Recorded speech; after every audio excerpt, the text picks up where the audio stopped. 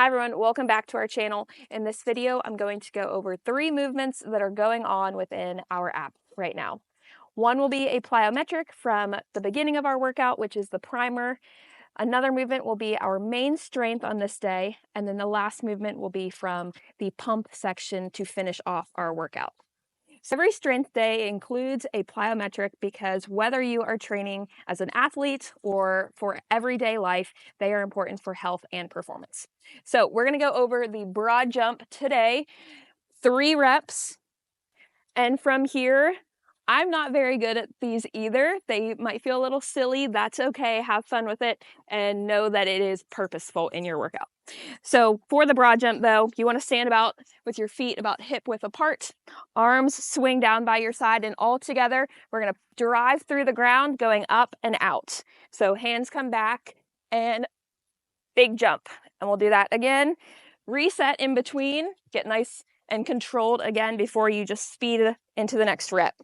Arms back, down, and out, and then one more. So that broad jump will be paired with a core movement within your primer to get started for the day, and then we'll move into our strength. All right, the strength movement of the day is the sumo deadlift. So to get set up on your bar, a good range is going to be right where the ring begins. I like to get the shins up close in that area. In general, though, I like to think about, I don't have to think about this much anymore, it's natural, but if you are getting into sumo and you're trying to, you see that your legs are wider, but you're not quite sure how wide or where to really place them. You don't want them to be too close where we're coming down, our knees are going more forward and you can't open up, but we also don't want to be so split that we don't have any power.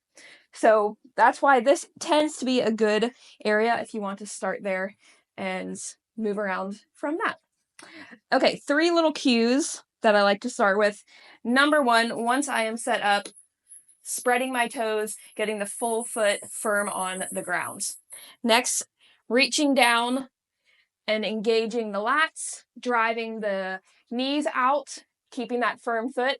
And then finally, rather than thinking of this as a pull, I almost think of it as a push. So we're not leading with the arms and pulling. We're going to push through the ground and externally rotate. So engage the lats. That will get the chest up. We're almost starting to tug on the bar. And then from there, pushing through the ground and finishing the lift. We'll do that again. So walk up, get shins close, begin to angle your feet out, hands down, just right in front of you. Reach down for the knurling, lats down, push through the floor, and finish your pull.